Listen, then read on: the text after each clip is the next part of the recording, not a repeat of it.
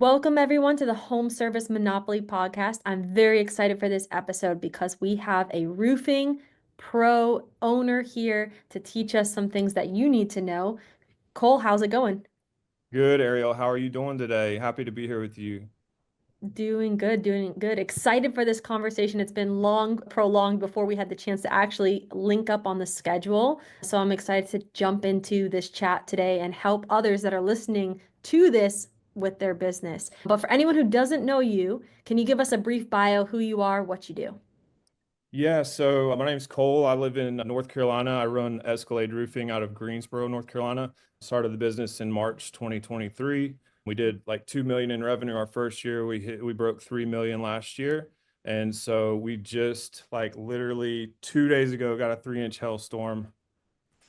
Come on. 3 inches like all over the state of North Carolina. I think it was like 200,000 houses. Not that we like want houses to be destroyed, but for roofing people, this is like Christmas coming early. So we're like balls to the wall right now, just 100 miles an hour. We've got 10 project managers. I've got my recruiting manager that's like heavily recruiting, like 2, 3 interviews a day.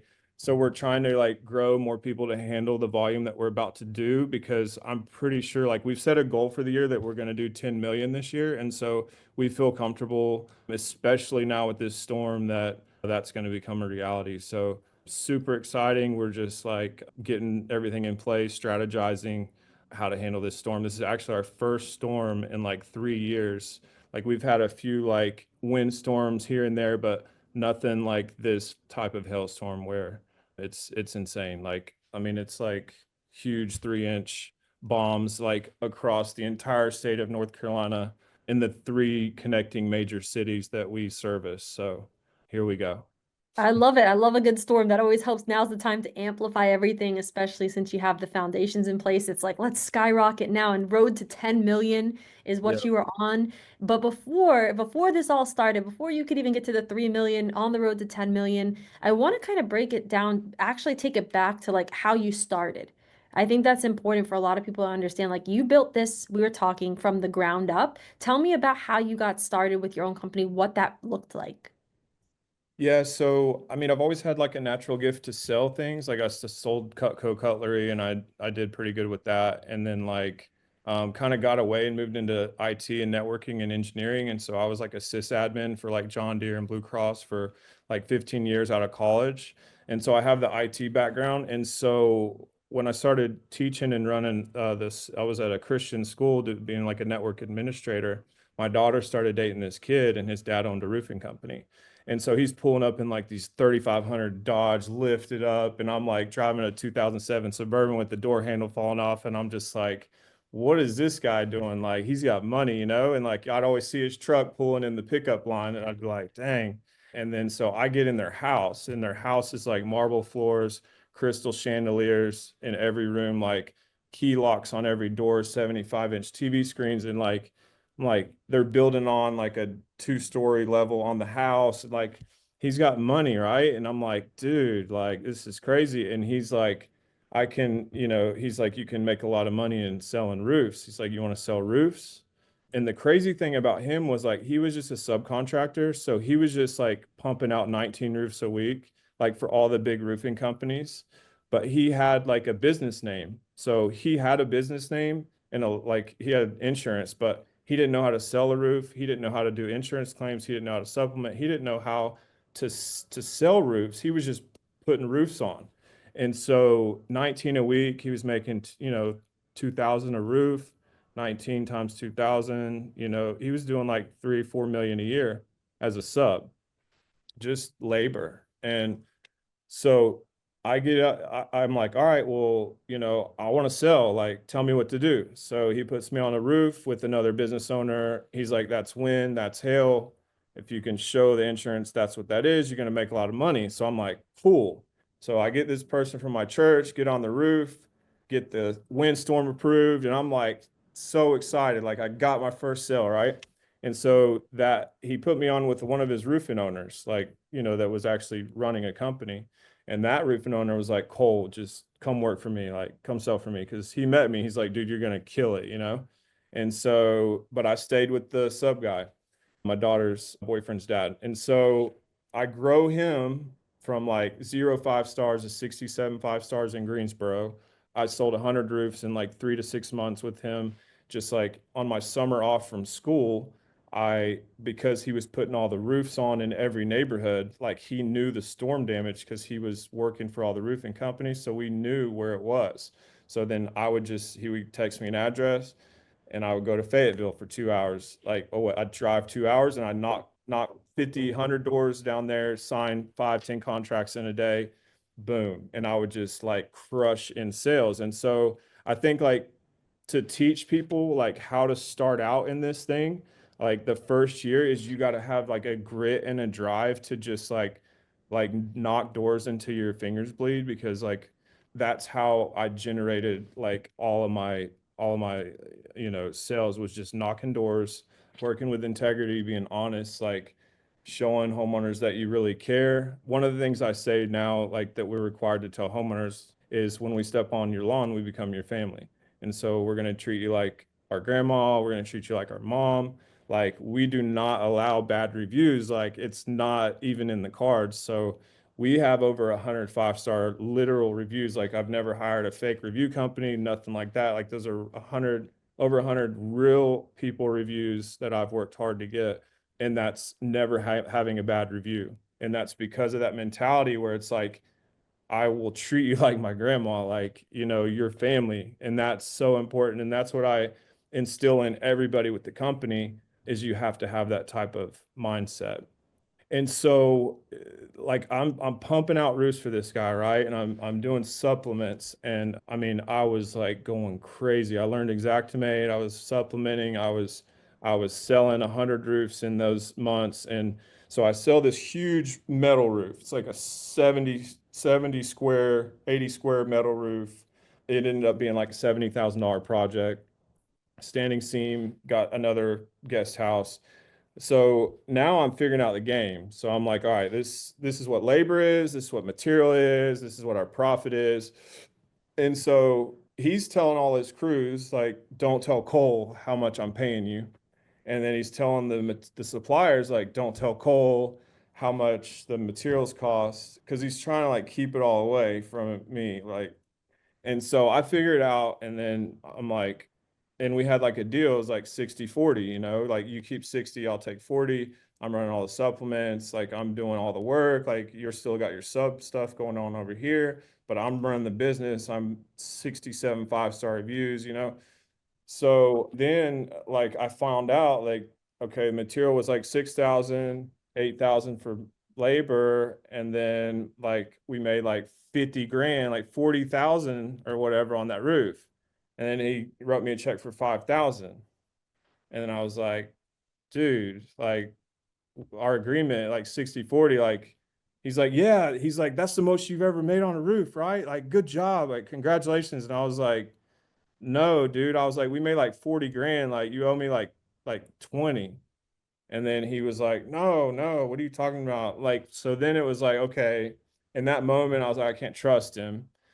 And Mhm. so if you don't have trust, that's another thing that I will tell you, like in my company, like if you lie to me one time, like it's almost like you're already out the door. Because like if you don't have like a trust, it's like a marriage, like you can forgive them, but you're always going to be remembering that lie. And it's like, can I really trust you? You can Mhm. forgive them, but it's always going to be there. So I would just say, like, honesty is like the number one principle that we go by. And it's like, don't lie because as soon as you lie, that thing's going to eat you up. Like, that lost his golden ticket. Like, he lied and was trying to lie to me. So, like, I'm going to go over here. Right.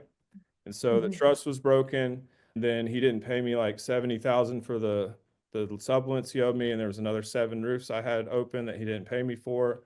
And then so I started Escalade Roofing. So we're going through this. We're in the middle of like I'm teaching at the school, like we're struggling financially, but like we're just like, I don't know, having a hard time. And I'm like, I don't know how to start a business. Like I'm kind of scared, like just go out on my own because I'm still trying to sell for him, but then start a company too. And so she's like, just start the business. And so I got the name. I'm driving down the highway one day and I'm like, God, I need a name for my company. Like, what are we gonna call it? And then I'm praying like, God, give me the name. And then I look over and there's a Cadillac drives by on the highway, like right after I said amen. And I was like, Cadillac Construction. That's cool. And then I was like, Escalade Roofing. I was like, ooh, like that sounds nice. And then I went and Googled Escalade, and Escalade means to scale fortified walls with ladders.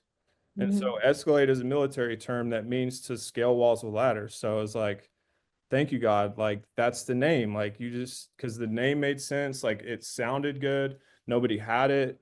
And so like the website was available, like all everything checked out. And so Escalade in the A, you'll see like a ladder, and that's where that comes from. And you got the skyscrapers and the logo inside with the arrow kind of ascension, like Escalade up.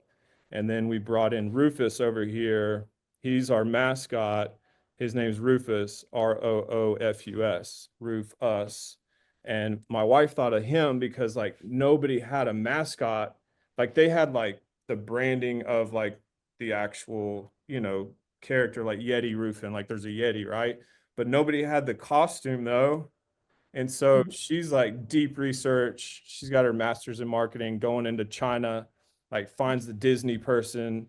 Like we get the Disney designer to like draw him up, and she tells like this is what he needs to look like. He needs to be powerful but sweet. He needs to like because I was like, what about a dog, like a bulldog? She's like, you crazy? Like, don't make a dog. Like, you got to have a lion. You're the lion of the tribe of Judah. You're the king of the jungle. And I'm just like, so my wife is just smart, dude. Like, she's just like Love it. smart with marketing. And so she's the brain behind the marketing. Like, if I draw something, it looks like the, like, stick man, but she can draw like real horses painting portraits, and she's very artistic. And she got her master's in Sweden in marketing, learned Swedish, like went to Sweden, married her first husband, didn't know Swedish, learned Swedish, went to the most prestigious university in Sweden, got her Wow. master's certification in business and marketing. Like, in how is that even possible, Like, how do you go and learn Swedish and like do like high honors in the university? So that's what my wife's like. Just we love Columbia. Like go Columbia. I love it. I love it. So when you mentioned about your story, it's so interesting. So basically, this guy gave you like to learn about it because you saw money. That was the first thing. You're like, how is he doing that? Which is how a lot of people start. I want to do that, right? Reverse engineer what this person's doing. You learned kind of some of the industry, but then ultimately, he wasn't trustworthy, so you had to make a decision for yourself. And sometimes good things do come to an end, right? Like it was meant to do what it was meant to do. But something interesting you said was this guy who was making good money and what seemed to be successful obviously didn't run his business well because he didn't pay his people the correct way, which is mistake number one. But because you'll lose so much more. You mentioned he only knew really production. He wasn't doing the sales. So my question for you is what do you think's more important when you're first starting out? Is it more important to know sales or is it more important to know production? Well, I mean, without sales, you're dying, right? Like sales is like the heart of the business. Like if you're not bringing money into the company, like you're already dead. So like if you're not selling jobs, you're not going to survive. So I mean, sales is like crucial, vital, but also like yeah, I mean, but production, if you're talking about quality, obviously like quality is important, but like as I started the roofing company, like I had to search and find the best installers because it's like I went through some contractors and I was like, God, like, I'm getting calls back in like a month, like it's leaking and stuff. And so as you like go through these different subcontractors, you got to find the ones that are the best. And my advice for that would be go to the ones that know copper. Like if they know how to do copper work, those are the guys. So yeah, but sales, like I said, the first year, like knock those doors down, like even though it sucks like getting out of your car, but like once you knock that first one, you're going to be off to the races, and be okay with getting turned down. That's just what it's going to take to be successful. There's many other ways to generate sales, but I would say that's like the most important for your first year is knocking doors and having a contract signed. So you got to have a handwritten contract, a legal agreement with the homeowner. You have to have insurance.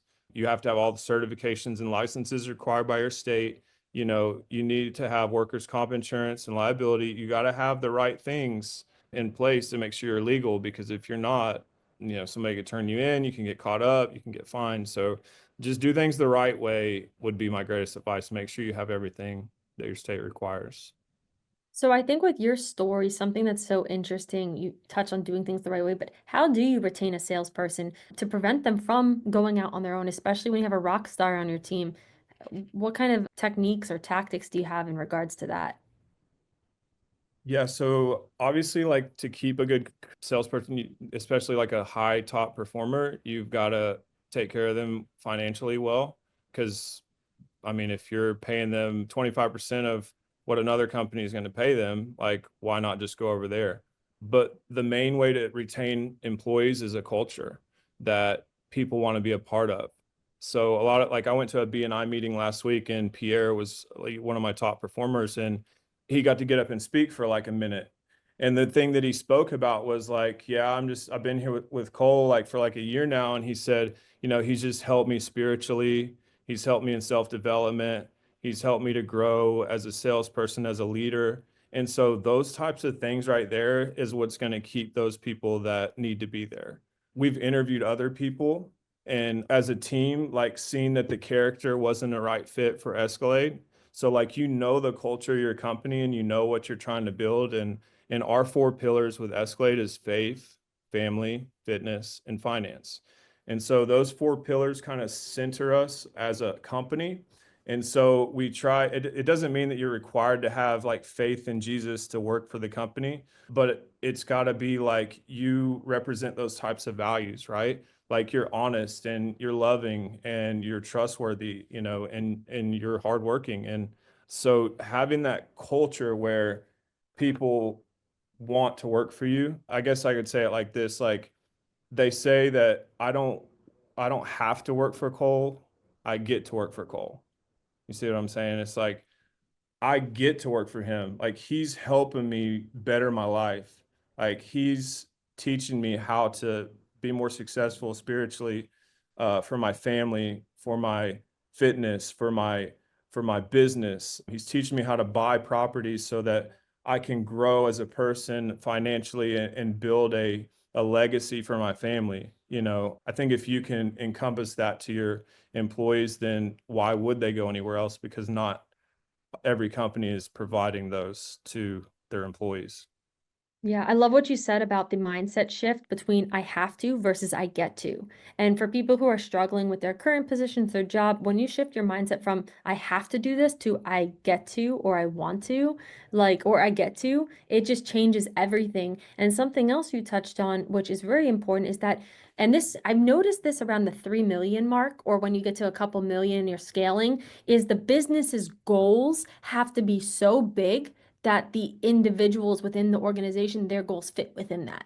And when their goals start out are bigger than the businesses, that's when you start to lose people. So that's another thing I think it's really important. So to retain somebody, to retain your top talent and make sure they don't go off, you're always going to have those people, but if you have a good culture and you have good goals and you're helping them progress to reach those goals, people will stick with you. Absolutely. Yeah. My goal for Escalade, for the record, is $1 billion annually. So it's Uh, just absolute like insane goal. $1 billion annually is absolutely ridiculous, but I've reverse engineered it back with like ChatGPT and seen exactly what it is to like get there. And it's an insane goal, but it's like I like to say this, it's like we as humans like work on the plan of addition, but God works on the plan of multiplication. And so we put God at the head of everything we do, just like Business 411 does. Like Liz is like big into like talking about spiritual things and like being with God and stuff. And like that's why he blesses and prospers you so much, because like he's the creator of the universe and like you can't outgive him, and there's nothing that he can't do. And so I think that's where Escalade kind of separates themselves from a lot of other companies in the industry. It's like we do talk about God, like we talk about the name of Jesus because like we believe he created us and like he made us. And like I didn't do this thing, like I didn't do none of this stuff that's happening with the company. Like yeah, I worked hard, but like a lot of it I attribute to like miracles. Like like God just answering prayers and just pouring blessings out. And so I'm just going to test him. And I told him this year, I said, if you get us to 10 million in revenue this year, we're going to build a church in Colombia. And so like that's one thing that I noticed too. Like I got a short testimony. Like I was bidding on a job, it's like a $500,000 project, and like I was, just a little guy, and went in there and like bid on it. There's huge roofing companies bidding on this job. Like I'm not gonna get this right. So in the middle of this bidding with this big project is a TPO roof. It was like a $500,000 project, and so I'm praying and I go back on my books and I forgot to tithe the week before, like the month before I went in my books and I forgot to tithe and the business lost $40,000. So I was going through the numbers and on the Mhm. spreadsheet, like the business actually lost 40 grand the month that I forgot to tithe. So then I was like, I'm sorry, like God, I'm sorry. Like I know I owe you a tenth. And so I gave him 20. Even though I lost 40 grand, I threw him 20% of what we had netted that month, even though we took a hit. And so I gave like a double offering. And so Mhm. then like a week later, I get the acceptance letter from the company. You have been accepted on this so and so project. You've been awarded the $450,000 roofing project. And Mhm. so I'm not saying God does it every time, but in that moment when I saw that, I was just praising God. I was like, God, you're so amazing. Like I Mhm. forgot to tithe, but I gave you a double and then you poured it out like 100 times. So that's so that God and faith is very important to escalating what we're building. Yeah, I think do the right thing even when no one's watching. And I think you have a unique mentality because you understand being on the other side of a situation where you're not the company owner and someone does not do the right thing, in your case, maybe paying you what was agreed upon. And so I think that's an important part. We actually have a similar goal I just learned because my fiance and I, one of our goals is to build an orphanage in Colombia specifically. So Let's we'll so have to chat about that. let's partner up. Yeah, let's do it. Yeah, that's one of our big goals in our, you I know, love it. They need it yeah. there. They need it there. It's crazy. I went to Mhm. Cali a few months ago and it's wild. Yeah, it's overpopulated. Like driving there is insane. And then like we saw like a shooting like at the mall. Like the first day I was there was like a guy shooting into the mall at the entrance, like right when we were about to leave and stuff. Like Wow. it's rough. Yeah, but there's a lot of good parts and then there's some rough parts too.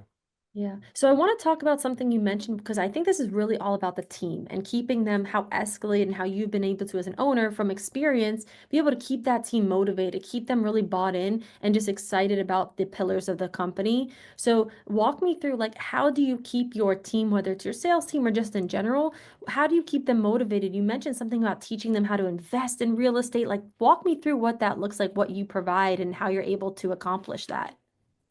So in the culture of the company, we do a lot of like, competitions and stuff. So we'll do like, March Madness brackets and sales team like competitions and give awards like the top salesman last year, Rob got a Rolex, for the end of the year like giveaway. And so like having like rewards based on performance every month. Like this month right now, I just put it in the chat. We just got the hailstorm, and I said by April 17th, whoever signs the most contracts gets $2,000 cash, like 2,000 cash, like the sales meeting. And so like those kind of things that like drive and motivate them to like go out and sell more and like reward them for their hard work and stuff. We like to do like top contract sold, like call it like mortal contract, or just something, leaderboards and just pin them up against each other, maybe 2 versus 2 or like 8 by 8, and then do like a every week and like who signed the most contracts this week. And, some people come with like 30, it's like, and then somebody will come with a zero and then like nobody wants to be a zero. Like, Mhm. and so now, like, as we started tracking the numbers, and that's one thing I will say, like, whatever you track improves faster. And so if you're not tracking it, it's not going to improve. But as soon as we started to go through and like require, hold them accountable on the board every day at the sales meeting every week. So we'd say, how many jobs have you sold this week? How many doors did you knock? How many contracts did you sign? You know, how many retail jobs? How many claims have you filed? How many, those kind of things, KPIs. So now everybody at the sales meeting that's in there has to come up on the board and write their numbers. And so they write it up on the board. So it's like, dang, like you're a zero. And then it's like, wah, wah, wah, but then you're praising the guys that are just crushing it and rewarding them. And then it's going to drive everybody else to want that. And it's so a lot of the people that work here is like athletes, like past athletes. And those are the best salespeople because athletes do not like to lose. And so if you can get people competitive with each other and just make it fun, like one of our core values is fun. And so like we're always having fun, like listening to music, like whatever it is, like the culture is hype and we're just having a good time. And so that would be one thing that I would say is like in the sales meetings, like have competitions track the numbers and then have them write it on the board and then praise the guys like super heavy whenever they do win those. I love it. So, how often are you having like these types of sales friendly competitions and giveaways for the top, rep? Yeah, so we try to do one every week or every other week at least to keep it going. And we'll switch it up. Like there's all kinds of different creative ideas that we come up with too. And we also have Sales Rabbit. Sales Rabbit has a program called Amplify, and Amplify allows you to purchase coins. And with those coins, you can trade them and then wager them almost like a fantasy football league where you're betting against your person on doors knocked or whatever it is, and then the winner gets AirPod Pros or the winner gets like an iPad or a MacBook or whatever it is, and so they can do that too, and that's something cool with Sales Rabbit. I love it. So, how often are you doing these like prize winning type? Like you're competing every week, but how often are you every week giving away something to top reps or what? Typically, it's probably like every 4 weeks, like once a month, we'll have a giveaway. Yeah, so it'll be like either a cash bonus or the end of the year, the top sales rep in revenue gets the Rolex every year, and just every month it's either a cash bonus or we'll do the sales rabbit like coins competitions. Very cool. So it means does one person have like three Rolexes because they're the lead? Well, we just did our first one. I think Rob might get it again. Yeah, Rob. So we just got the Hailstorm. Rob was our top sales rep last year. He started 6 months ago and he did 27 contracts with no storm in his first 6 months. I think he made well over 100 grand in his first 6 months. And so Rob, he's a force to be reckoned with. He's like a good old country boy, grew up in Virginia, like very poor. And Mhm. so when you can get somebody that has that Southern hospitality, that grew up poor and just hungry, like I grew up poor too. So like that creates a good little concoction. I love it. So if I see a guy walking around IRE next year with two Rolexes on each arm, I know it's your guy. He won double year Rob, to it's back, Rob. defending title. All right, Um, Rob.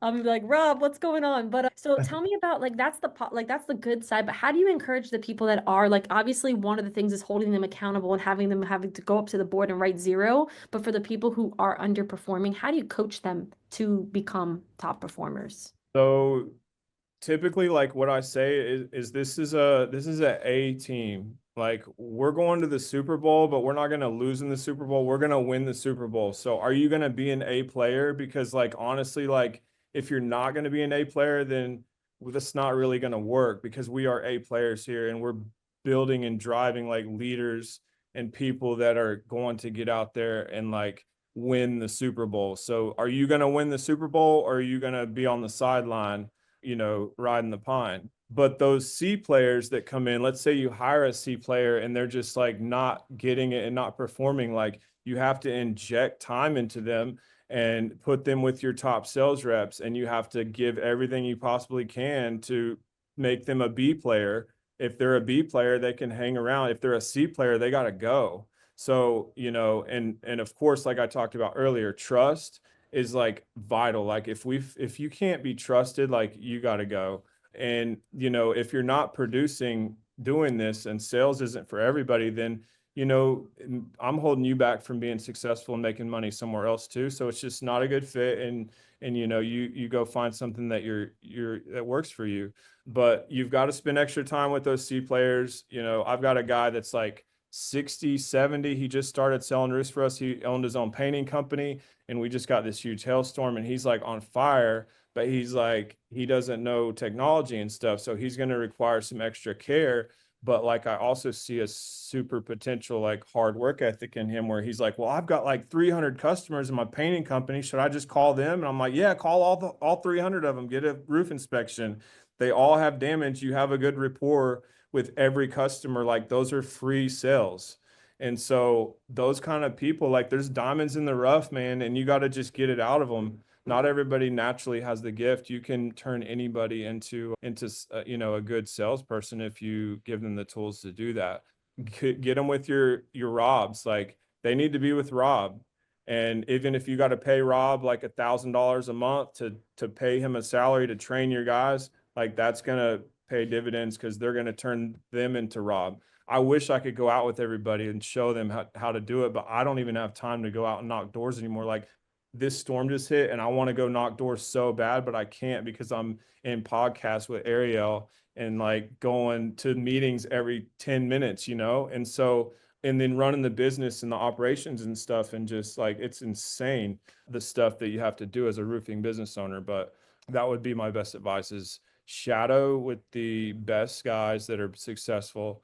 And then also we have like a door-to-door university through Sam Taggart and door-to-door experts where we'll put them through like a 2-week training in the university where they actually watch like a stream of videos teaching them exactly like nuts and bolts how to knock doors. So you got the university training, then you got the shadowing with the top reps. Got it. So mentioning all of that, what sales structure, like compensation structure for roofing, have you found works best? Oh, such a good question. I wish I knew. No. I've changed it in the 3 years. So initially I was at just 10% off the top. I got this from the roof strategist like Adam Binsman. I was reading his book and he's like broke it down like 10 50 50 split and then the 10% gross. And so I just went 10% gross because he recommended that and it worked really well. Like the first year the company was very profitable. I think we did 2 million in revenue and then I think we grossed like 5 or 600,000. So it was good. Like we had a really good first year. So then I switched over in the second year to 10 50 50 because somebody told me like this is what we're doing. So I was like, okay, well, that's what I'll do. And then the business started like tanking, like it wasn't doing well. And I'm like, where's our money? And it's like, well, you're paying your reps too much because they're making like almost like half of the money. And then that 10% overhead, it doesn't really work well in our market. And so it might work well in Texas where there's hailstorms every week, but in North Carolina, we didn't have any storms. So my overhead was high and I wasn't getting any overhead collected because not many people were selling. And so it's really like strategy, like you have to see and compare. And so I'm running different ones right now, like 10 50 50 and 20 40 60s. I'm not doing that. But right now I'm looking at the 7% for new people, 10% for the guys that are mid, and then the top performers are going to get a 12%. But I'm also running a 25% profit only, and then a 30%, and then a 33% profit for the top performers. So I'm running these two right now, and I'll let you know in like a few months. But that's what I found to be best is just the 10% or 7, 10, 12 on the gross, or the like just get your profit. Don't even count overhead, figure out how much you profit on the job. So let's say I sold a $10,000 job and I profited 5,000, then you're going to give that rep 25% of that 5,000 profit. So that would be like $1,250 for that one. And so that way, whatever you profit after labor and materials, they're going to get a small percent, like a 25 percentage. So we're just looking at both of those right now, and then we'll decide which one's working better. Got Because it. Are you running, do they have a we base? want to make sure that the salespeople are making good money. Like, I wish I could pay them $1 million. Like, but the company has to survive and be profitable, or else we're all going to be out of a job. We're not going to have this amazing culture and company that we all love to enjoy. So everybody's on the same team. Like, we're all working together. Like, they make more money than I do. I'm paying like myself like 9,000 a month in salary. They're making themselves like 20 grand a month, you know? So it's like they're making more money, but I show them the books and like, dude, like, uh, you're not paying this workers' comp bill. You're not paying these trucks. You're not paying the liability insurance. How can you get 50% of what I'm making? You know what I mean? So everybody's on the same page. You just touched on something so important, and you said the sales reps at times could be making more than the owner, more than I am. And that just goes to show for anyone who's listening, like your sales reps, like sales is one of the best positions or skill sets to have. And I've seen time after time, even not in roofing, where sales reps, sales people, and sales are making more than the owners. No And liability. they No won't be liability. cut Yeah. because no one's going to cut what's bringing in them sales most likely, right? So it's a really great, if you're a salesperson, be careful, like decide what step you want to take, because an owner wears a bunch of different hats than the sales rep, and you can make really great money in sales. Really quickly, just, do you have a base with the compensation structure, or you commission all commission? Commission only. I have some like work, you know, I have some W-2 employees, but very few. There's like a COO, office manager, me and my wife. And so we're four W-2s and then everybody else is 1099. I love it. Yeah, I think the whole, eat what you kill mentality is important. And for especially in sales, when there's no limits, you can really make multiple six-figure salaries from selling just off commissions. Well, anything else? I want to wrap up, but I want you to share like one last piece of advice for anyone out there who's listening. Maybe they're a sales rep, maybe they're an owner starting out, or in general, what would you say to another roofing person in the industry right now? So I would say man works on the plan of addition, but God works on the plan of multiplication. So if you put God first in your life, I'm a recovering drug addict, alcoholic. I was at the bottom of the barrel, like just I was like dying in drugs. And so I found God and Jesus in that time of my life, and He took me out of all that stuff. He gave me freedom. He gave me victory. He gave me power over all of it. I don't have to do none of that stuff anymore. I don't have to drink. I don't have to smoke. Like I'm free. And so it's only in Jesus' name. And so I would say, like, you can work on addition all you want in yourself and you can work as hard as you possibly can. But if you look at like those Instagram channels, that guy that goes and interviews all of those multi-billionaire guys, School of Hard Knocks on Instagram, every single one, a lot of those guys, the big dogs, they all talk about God. They talk about Proverbs.